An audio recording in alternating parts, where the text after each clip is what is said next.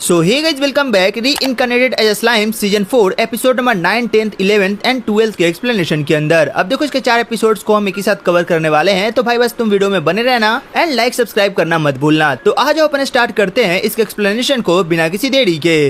Episode के starting में हम देखते हैं यहाँ पे अपने रिमरू और बाकी के सभी टीममेट्स को, जो कि फाइनली यहाँ पे पहुंच चुके होते हैं, मतलब रूइन को ना कवर करने के लिए। और यहाँ पे हम देखते हैं अपने गोप्ता को, और वो बोलता है कि मास्टर, यहाँ पे जो रूइन है वो दिख नहीं रहा, आखिरकार क्या वो उसके नीचे दबा हुआ है? रिमरू बोलता है कि नहीं, ऐसा कुछ नहीं है, दरअसल जो रूइन का दरवाजा है वो इसके दूसरे साइड है, तो आगे चल के तुम्हें वो देखने को मिल जाएगा। और जिस खंडहर को ये लोग अभी एक्सप्लोर कर रहे थे वो यहाँ पे ना क्लेमोन डीमन लॉर्ड का था। एंड अगर तुम्हें याद हो तो भाई, ये वही बंदा है जिसको यहाँ पे अपने रिमरू ने ना सीजन 3 के अंदर डिफीट कर रखा था। एंड फाइनली ये लोग यहाँ पे ना उसके पहले दरवाजे तक पहुंच चुके होते हैं, मतलब रूइन में इंटर करने के लिए। एंड यहाँ पे जाने के साथ साथ इन लोगों ने यहाँ पे पहला दरवाजा काफी आसानी से खोल लिया होता है। बट जब ये लोग इसके अंदर जाते हैं ना भाई, ये लोग शॉक्ड हो जाते हैं, मतलब यहाँ के ना पूरे नजारे को देख के ये बहुत ही सुंदर दिख रहा होता है। और हमें बताया था कि दरअसल ये यहाँ पे ना पहले एक इल्फ सिटी हुआ करता था, और ये किसी पैराडाइज से कम नहीं हुआ करता था। बट वेल, यहाँ पे जो अपनी मिली में उसने इसे ना डिस्ट्रॉय कर दिया अपने ड्रैगन के खोने की वजह से, मतलब अपने ड्रैगन के जाने की वजह से। जिसके बाद यहाँ की डार्क इल्फ थी वो यहाँ से भाग गई और एक नई जगह पे जाके अपना एक नए से घर का निर्माण करा। और फिर हमें बताया था कि दरअसल ये जो अपना रूइन है इसको यहाँ पे 3 पार्ट्स में बांटा गया है, टॉप, मिड और बॉटम। और टॉप के अंदर यहाँ पे ना अभी भी लोग रहा करते हैं। फिर इमरू बोलता है, मिलिम, तुम्हें इससे कोई दिक्कत तो नहीं है ना? यहाँ पे कुछ इल्फ तुम्हारे एरिया में रहते हैं? ये बोलते नहीं, मुझे बिल्कुल दिक्कत नहीं है, जब तक ये लोग काफी अच्छे से रहा करेंगे। ये बोलता है, हाँ मुझे पता है। और यहाँ पे जो येलो वाली लड़की होती है ना, मतलब इल्फ होती है, ये बोलती है दरअसल मैं भी उन्हीं डार्क इल्फ में से हूँ जिनके यहाँ पे पैराडाइज को ना मिलिम ने बर्बाद करा था, और उन्हें उनका घर छोड़ के वहाँ से भागना पड़ा था। यहाँ पे लोग आगे जाते हैं और बोलते हैं, लेकिन आखिरकार यहाँ पे इतनी रोशनी क्यों है? मतलब ये एक गुफा के अंदर है, फिर भी यहाँ पे इतनी रोशनी क्या कर रही है? एंड यहाँ पे लोग बताते हैं दरअसल यहाँ पे ना एक मैजिकल क्रिस्टल है और कुछ मैजिक का यूज किया गया है, और उसकी वजह से यहाँ पे आज भी ना काफी ज्यादा रोशनी रहती है। और ये जितने भी यहाँ पे रिसर्चर्स होते हैं ना भाई, वो शॉक्ड होते हैं कि मतलब सच में यार कमाल की बात है ना ये। I mean, इतना पुराना मैजिक आज भी काम कर रहा है, और वो भी इतने अच्छे तरीके से। सीन शिफ्ट होता है और हम देखते हैं यहाँ पे फाइनली दूसरे दरवाजे को, मतलब जो यहाँ पे रूइन के मिड पार्ट में जाने वाला होता है। और यहाँ पे एक गेट ना किसी से खुल नहीं रहा होता है। वेल, इस पे ना कुछ स्पेशल सा इंचेंटमेंट करा होता है, और यहाँ पे ये लोग ना हैरान हो चुके होते हैं और बोलते हैं कि दरअसल अगर हमने यहाँ पे कुछ भी गलत करा ना, तो ये शायद गेट जो है वो हमेशा के लिए लॉक हो जाएगा और ये खुल भी नहीं पाएगा, क्योंकि इसे खुद यहाँ पे ना क्लेमोन ने बंद करा है। और यहाँ पे अपना बंदा बोलता है, ओह, तो इसे क्लेमोन ने करा है। और फिर वो बोलता है, राफेलिया सेंसे, क्या आप इसके बारे में कुछ बता सकते हो? क्लेमोन जो था वो किस तरीके के मैजिक को यूज किया करता था? वो बोलते हैं, हाँ बिल्कुल। और फिर वो बोलते दरअसल जो क्लेमन है ना वो मैनिपुलेशन टाइप की मैजिक को यूज किया करता था। वेल, अपने रिमरू बोलता है, तो इसका मतलब ये है कि मैंने उसे मारा है, तो अब मैं उसका मैजिक यूज कर सकता हूँ, तो क्यों ना मैं एक ट्राई करके देखूं। एंड वेल, वो यहाँ पे आगे जाता है। एंड तुम्हें पता है कि भाई अपना रिमरू तो रिमरू है, वो यहाँ पे अपना ट्राई करता है। एंड भाई यहाँ पे उस गेट को ओपन कर देता है, मतलब जिस गेट को ओपन करने के लिए वो तब से लगे हुए होते हैं, ये उसे तुरंत ही ओपन कर देता है। एंड इस चीज को देख लोग शॉक्ड कि भाई तूने इतनी आसानी से इतने बड़े गेट को कैसे ओपन कर दिया? ये बोलता है, मुझे माफ करना, मतलब मैंने तुम लोगों का लाइमलाइट ले लिया। ये बोलते नहीं यार, इसमें शर्माने वाली क्या बात है? आई मीन, तुमने सच में बहुत अच्छा काम करा है। वेल, यहाँ पे लोग फाइनली उसके अंदर इंटर करते हैं, और यहाँ पे ना हमें रात का सीन दिखाया जाता है, जहाँ पे जो अपना रिमरू होता है वो मिलिम के साथ बैठा हुआ होता है और बोलता है, मिलिम, तुम्हें यहाँ पे कुछ अजीब सी चीज नोटिस तो नहीं हुई ना? एंड स्पेशली उस पीली बालों वाली इल्फ को लेके? ये बोलती नहीं, अभी तक तो कुछ नहीं, मतलब कि अगर आगे होगी तो मैं तुम्हें बता दूंगी। ये बोलता है, चलो फिर बढ़िया है, मुझे लगता है कि वो लोग हम पे अटैक नहीं करने वाले हैं, क्योंकि अगर उन्हें अटैक करना होता तो वो लोग अभी तक कर चुके होते हैं। ये बोलती है, हाँ शायद तुम सही कह रहे हो। सीन शिफ्ट होता है और हम देखते हैं फाइनली लोग यहाँ पे ना अंदर की तरफ, मतलब उसी डंजन में ना घूम रहे होते हैं, उसे काफी अच्छे से यहाँ पे कवर कर रहे होते हैं। एंड यहाँ पे इन लोगों ने लगभग 2 दिन तक उसे एक्सप्लोर करा होता है, मतलब काफी अच्छे तरीके से। और वहाँ पे उन्हें एक पेंटिंग दिखाई जाती है, और वो पेंटिंग कहीं ना जो मिलिम है ना उसके पास्ट से रिजेंबल हो रही होती है। और यहाँ पे अपना जो रिमरू होता है वो समझ चुका होता है कि दरअसल यहाँ पे जो मिलिम है वो अपने ड्रैगन को इसे देख के याद करने वाली है। हालांकि जो मिलिम होती है उसकी सारी मेमोरी अभी तक खत्म हो चुकी है, तो उसे वो याद तो आने वाला नहीं है, बट वेल जो भी हो, ये कहीं ना उसके पास्ट को याद दिलाने वाला है। वेल, यहाँ पे आगे हम देखते हैं कि फाइनली लोग यहाँ पे कॉफी वगैरह पीते हैं। एंड यहाँ पे जो डंजन का लास्ट पार्ट होता है, मतलब की लास्ट गेट होता है, जो यहाँ पे पूरी तरीके से बॉटम के अंदर ले जाने वाला होता है, उसे लोग खोलने वाले होते हैं। बट तभी यहाँ पे इन्हें काफी जोर का धमाका सुनाई देता है, और यहाँ पे हम देखते हैं दूसरी तरफ जहाँ पे जो अपना यूकी होता है वो यहाँ पे मारियाबेल के साथ आ चुका होता है, और इन लोगों ने यहाँ पे एक बहुत ही बड़े ड्रैगन को समन करा होता है। और भाई ये ड्रैगन यहाँ पे रियल तो बिल्कुल नहीं लग रहा होता है, मतलब इसे यहाँ पे इन लोगों ने ना समन ही करा होता है, और ये कोई आम ड्रैगन नहीं होता है। दरअसल ये यहाँ पे ना अपनी मिलिम का ही ड्रैगन होता है, जो कि यहाँ पे मर चुका था। वेल, आगे हम देखते हैं कि जो अपना यहाँ पे रिमरू होता है ना वो मिलिम को ऑर्डर देने वाला होता है कि देखो तुम्हें अब मजाक छोड़ना होगा और कुछ अच्छे से यहाँ पे जाके इनसे फाइट करनी होगी। बट अभी अपना बंदे से कुछ समझा पाता, वो मिलिम की तरफ देखता है। एंड मिलिम का जो लुक होता है वो एकदम से चेंज हो चुका होता है। ये बंदी यहाँ पे बहुत सीरियस दिख रही होती है, लाइक इसे यहाँ पे कुछ समझाने की जरूरत ही नहीं है, इसे पता है कि आगे क्या करना है और क्या नहीं करना है। एंड वेल, बेसिकली यहाँ पे फाइट करने के लिए निकल चुकी होती है, मतलब उस ड्रैगन से। और इधर हम देखते हैं अपने गोप्ता को, और वहाँ पे रांगा को समन करता है, मतलब रांगा इसके अंदर ही रहता है। एंड यहाँ पे दोनों कंबाइन होते हैं और एक हो जाते हैं। और इधर जो अपनी सियोन होती है वो भी अपने तलवार को लेकर ना फाइट में उतर चुकी होती है। यहाँ पे जो अपनी सियोन सियोन और गोप्टा और रांगा होते हैं ना, यहाँ पे ना इनके सोल्जर से लड़ाई कर रहे होते हैं। एंड बेसिकली जो अपनी यहाँ पे मिलीम होती है वो यहाँ पे ना उस ड्रैगन से फाइट करने गई हुई होती है। और अब बारी होती है अपनी रिमरू की, और वो यहाँ पे ना बॉटम वाले गेट को जल्दी जल्दी खोलता है और अपने सभी लोगों को ना अंदर लेके आता है, क्योंकि उसे पता था कि उसे यहाँ पे ना अपने लोगों को भी जान बचानी है। बट वो जैसे ही अंदर जाता है, यहाँ पे यूकी और मारियाबेल उसका पीछा कर चुके होते हैं, मतलब उसके यहाँ पे पास आ चुके होते हैं। और यहाँ पे मारियाबेल सीधे उससे बोलती है ना, मैं तुम्हें यहाँ पे मारने आई हूँ। ये बोलता है देख बहन, मतलब मारने वाले में कुछ नहीं रखा है, तो हम यहाँ पे प्यार से बात करके मैटर को सुलझा लेते हैं, क्योंकि अगर तुम मेरे साथ यहाँ पे काम करेगी तो काफी आसानी से हम लोग यहाँ पे मैटर को खत्म कर लेंगे और हमें कोई दिक्कत भी नहीं होगी। ये बोलती है नहीं, मुझे मैटर को सुलझाना नहीं है। सीन शिफ्ट होता है और हम देखते हैं यहाँ पे जो अपनी सियोन और यहाँ पे अपने गोप्टा और जो रांगा होते हैं वो फाइनली यहाँ पे जीत चुके होते हैं और यहाँ पे वापस आ चुके होते हैं। और यहाँ पे अब नई फाइट चालू होने वाली होती है, मतलब यहाँ पे जो अपनी सियोन है वो अब यहाँ पे यूकी से फाइट करने वाली है, और जो गोप्टा और रांगा है वो यहाँ पे ना एक दूसरे बंदे से फाइट करने वाले हैं, और ये भी बहुत स्ट्रॉन्ग दिख रहा होता है। और यहाँ पे जो अपना रिमरू है वो सीधे यहाँ पे ना अपनी मारियाबेल से फाइट करने वाला है। वेल यहाँ पे लोग की फाइट चालू हो चुकी होती है, बट जो रिमरू होता है वो बोलता है कि देख यार, मैं तेरे से फाइट नहीं करना चाहता, और अगर तू अभी भी इंसिस्ट कर रही है तो अगर तू यहाँ पे मरेगी ना तो तू ये अपनी गलती से मरेगी, क्योंकि मैंने तुझे मना करा था बट तू मान नहीं रही है। ये बोलती है अच्छा, तुम्हें लगता है कि तुम मुझे डिफीट कर पाओगे। और तभी रिमरू नोटिस करता है कि दरअसल जो उसकी मैजिकल पावर है वो यहाँ पे गायब हो चुकी है, मतलब वो कहीं ना अपनी मैजिक को यूज नहीं कर पा रहा है। और यहाँ पे जो उसकी यहाँ पे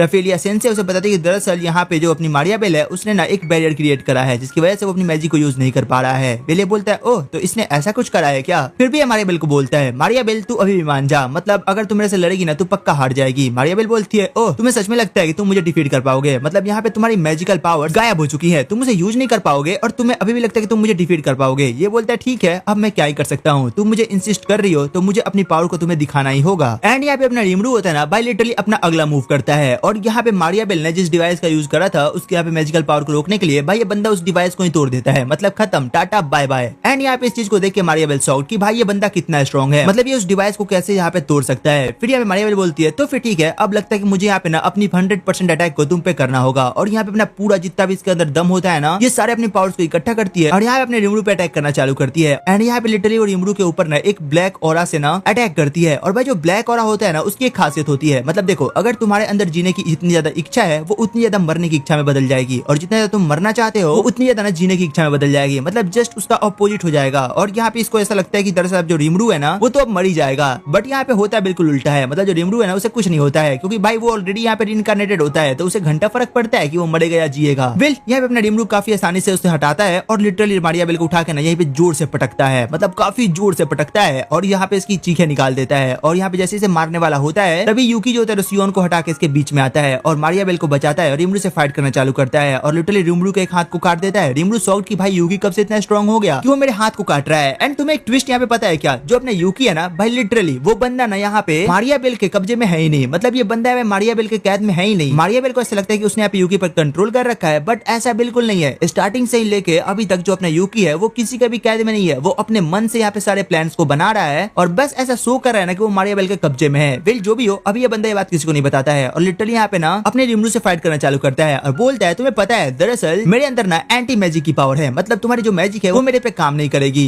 बट यहाँ पे जो अपना रिमरू होता है वो यहाँ पे उसे फाइट करते रहता है, जिसकी वजह से जो अपना रिमरू होता है वो अपने स्वॉर्ड को निकालता है, क्योंकि यहाँ पे स्वॉर्ड ही एक ऐसी चीज होती है जो कि यहाँ पे यूकी पे काम कर सकती थी। एंड उसी की हेल्प से यहाँ पे यूकी को डिफीट करता है, मतलब काफी दूर जाके फेंकता है। और तभी अपना यूकी नौटंकी चालू करता है कि दरअसल वो अभी तक यहाँ पे ना मारियाबेल के कब्जे में था, बट अब वो यहाँ पे उससे बाहर निकल चुका है। और अब ये बोलता है कि रिमरू मुझे एक मौका दो, मतलब मैं यहाँ पे ना मारियाबेल को मारना चाहूंगा। रिमरू बोलता है उससे मुझे क्या फर्क पड़ता है, तुम्हें जो करना है तुम वो करो, आखिर मैं तुम्हें क्यों रोकूंगा। ये बोलता है ठीक है। और इधर हम देखते हैं अपनी मारियाबेल को जो कि यहाँ भाग रही होती है, मतलब यूकी ने जहाँ से बोला था ना ये वही जा रही होती है। और मारियाबेल जब यहाँ से भाग कर निकल रही होती है ना वो नोटिस करती है कि दरअसल यहाँ पे जो रास्ता है वो बंद हो चुका है, मतलब उसके आगे कोई रास्ता ही नहीं है। और ये बोलते है तो इसका मतलब ये है कि यूकी ने मुझसे झूठ बोला है। तभी यूकी भी इसके पीछे से आता है और बोलता है मुझे माफ करना, तुम जितनी चालाक दिखती हो ना उतनी हो नहीं, मतलब आज तक मैं तुम्हारे कब्जे में था ही नहीं कभी। और ये चीज देख के मारियाबेल शॉक्ड कि भाई आखिरकार ये बंदा मेरे कब्जे में कैसे नहीं था। यूकी सीधे आता है उसके पेट में अपना हाथ घुसा देता है, मतलब खत्म कर देता है इसको पूरी तरीके से। और बोलता है देखो अगर तुमने यहाँ पे थोड़ा सा टाइम दिया होता ना अपने पावर के ऊपर तो शायद तुम मेरे एज तक आते आते इस पूरी दुनिया को काफी आसानी से कंट्रोल कर लेती, बट तुम्हारे अंदर जो ग्रीड थी ना वो तुम्हें ले डूबी और अब तुम आसानी से आराम करो। एंड यहाँ पे उसकी जो भी पावर होती है मतलब मारियाबेल की वो सारी की सारी अब यूकी के पास आ चुकी है, मतलब भाई अब जो यूकी है ना वो बहुत बहुत ज्यादा स्ट्रॉन्ग हो चुका है। इसका मतलब ये है कि अब रिमरू का सबसे बड़ा दुश्मन यहाँ पे कोई और नहीं बल्कि यूकी होने वाला है। आई मीन आगे चल के सबसे बड़ा थ्रेट यूकी ही बनेगा अगर इसको बनना होगा तो। फिर सीन शिफ्ट होता है और हम देखते हैं यहाँ पे मिलीम को और वो अपने ड्रैगन के सामने खड़ी होती है। एंड लिटरली उसे यहाँ पे कुछ समझ नहीं आ रहा होता है कि आखिर यहाँ पे उसे क्या करना चाहिए, क्योंकि वो जो ड्रैगन होता है ना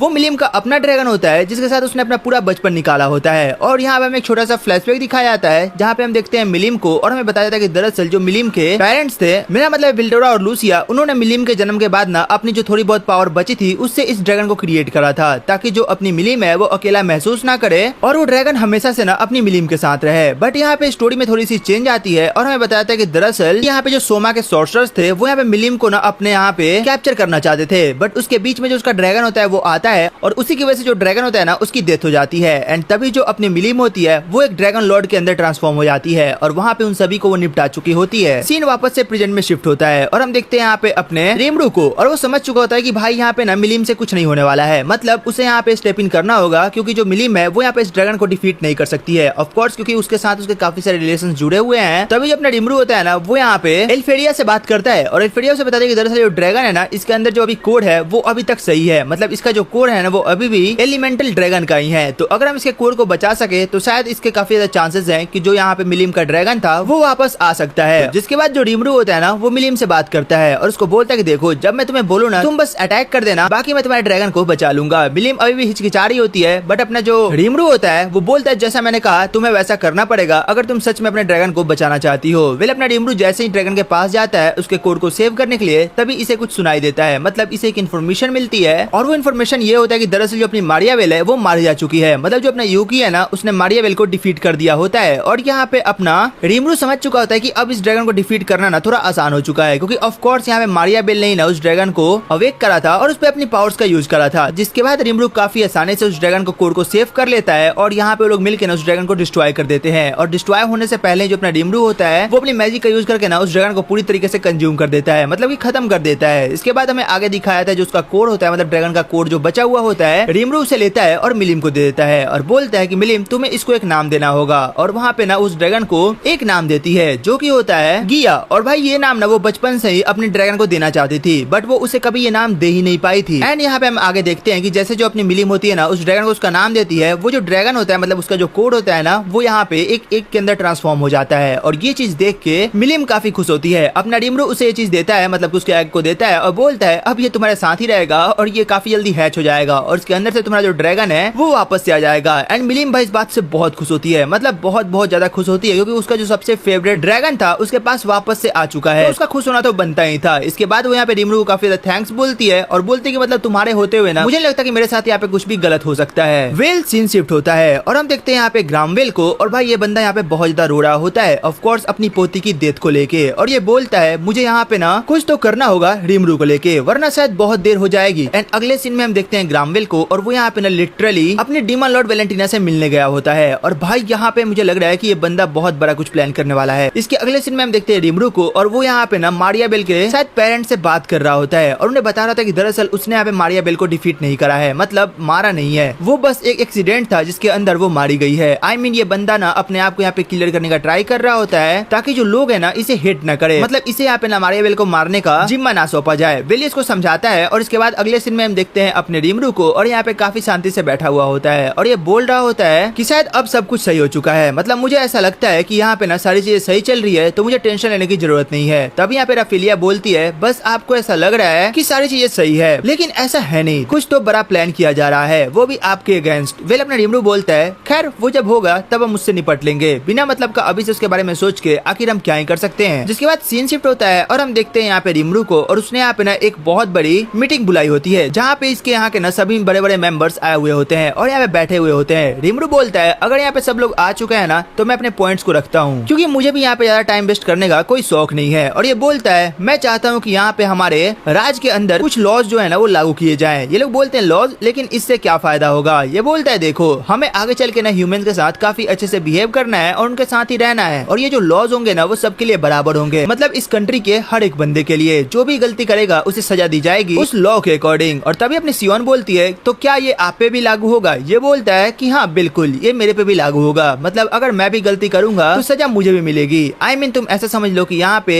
वन लॉ फॉर एवरीवन लागू होने वाला है। और तभी हम देखते हैं यहाँ पे कुछ लोगों को, और वो लोग और भी इसके बारे में पूछते हैं। रिमरू बोलता है ना कि मैंने इसके बारे में ऑलरेडी सोच रखा है और मैंने यहाँ पे 3 ब्रांचेस का फॉर्मेशन करा है जो कि इस पे काम करने वाले हैं। और वो बोलते हैं दरअसल जो पहला ब्रांच है ना वो यहाँ पे लॉ को फॉर्म करेगा, मतलब लॉज वगैरह को बनाएगा, और जो दूसरा ब्रांच है वो लॉ के अकॉर्डिंग ना अपने रूल्स को सेट करेगा, और जो तीसरा है ना वो जुडिशरी टाइप का कुछ बताता है उनको, और बोलता है कि मैंने इन तीनों के लिए ना इनके हेड को भी ढूंढ लिया है, और वो यहाँ पे 3 गॉब्लिन्स को इंट्रोड्यूस करता है और वो बोलता है ये तीनों यहाँ पे इन तीनों ब्रांचेस के हेड होने वाले हैं। फिर लोग बोलते हैं कि लेकिन आखिरकार यहाँ पे ये सब वर्क कैसे करने वाला है। अपना रिमरू इन्हें सब कुछ बताता है और फिर यहाँ पे कंडीशन ये आती है कि आखिर क्या हो अगर यहाँ पे जो दोषी है वो काफी स्ट्रॉन्ग हो और इन गॉब्लिन्स ने उन्हें सजा सुना दी तो आगे चल के वो इन्हें हार्म कर सकते हैं। तो यहाँ पे उन्हें जरूरत होती है एक बहुत ही स्ट्रॉन्ग बंदे की जो कि इन सब के ऊपर रह सके और इसके डर से यहाँ पे कोई कुछ गलत काम करने का सोचे भी ना। और यहाँ पे ना अपने रिमरू को एक और चीज तंग कर रही होती है और वो ये होता है कि इसे यहाँ पे ना काउंसिल के अंदर किसी को भेजना होता है। मतलब ऑफ कोर्स भाई जो अपना रिमरू है वो अभी अपने स्टेट को सुधारने में लगा हुआ है, तो नॉर्मल सी बात है ये यहाँ पे हर जगह तो जा नहीं सकता है, तो इसे एक ऐसा बंदा चाहिए होता है जो कि काउंसिल के अंदर जाए और वहाँ पे काफी अच्छे से मीटिंग्स को अटेंड करे और वापस आ जाए। मतलब एक ऐसा बंदा जो कि यहाँ पे लड़ाई में भी अच्छा हो, बातें करने में भी अच्छा हो, आई मीन हर तरीके से वो वेल एंड गुड हो। और यहाँ पे हम देखते हैं रिमरू ये सब सोच रहा होता है, जिसके बाद सीन शिफ्ट हो जाता है और यहाँ पे जो रिमरू होता है ना वो अपने विलेज का टूर कर रहा होता है और यहाँ पे घूमते घूमते ना कुरोबे से मिलता है। और जो अपना कुरोबे होता है ना वो यहाँ पे रिमरू का एक काफी पुराना दोस्त है। उसके बाद हम देखते हैं जो कुरोबे होता है उसे बताता है कि दरअसल इसने यहाँ पे एक ऐसा मैजिक वेपन बनाया है कि इसके अंदर अगर तुम जिस तरीके का कोड डालोगे ये वेपन वैसा ही काम करेगा। और ये यहाँ पे ना इसे यूज करके अपने रिमरू को भी दिखाता है और ये चीज देख के जो रिमरू होता है ना वो भाई बहुत ज्यादा शॉक्ड हो जाता है। वेल हम देखते हैं यहाँ पे रिमरू को और वो अपनी स्वॉर्ड के बारे में भी पूछता है और तभी मेरा अफिलिएट बताते हैं कि दरअसल ये जो तलवार है ये कोई आम तलवार नहीं है, ये यहाँ पे ना एक डिवाइन स्टील से बनी है। और ये बात सुनते जो अपना क्रोवे होता है बोलता है कि दरअसल जिस डिवाइन स्टील की आप बात कर रहे हो ये दरअसल लेजेंडरी से भी ऊपर की तलवार है, मतलब ये सबसे स्ट्रॉन्गेस्ट तलवार है और सबसे खतरनाक भी। और ये बात सुनते ही जो अपना रिमरू होता है बोलता है ओह तो मैं ऐसी तलवार को यूज करता हूँ और मुझे पता भी नहीं है। जिसके बाद अगले सीन में हम देखते हैं जो रिमरू होता है ना वो आगे जाता है और यहाँ पे ना सारे चीजों का इंस्पेक्शन कर रहा होता है कि आखिरकार जो उसकी ट्रेन चलने वाली है वो कहाँ तक काम हुआ है और कहाँ तक नहीं हुआ है। एंड यहाँ पे देखते हैं जो काम होता है ना वो लगभग पूरा हो चुका होता है, मतलब स्टेशन बन चुके होते हैं। और यहीं पे अगले सीन में हम देखते हैं जो अपना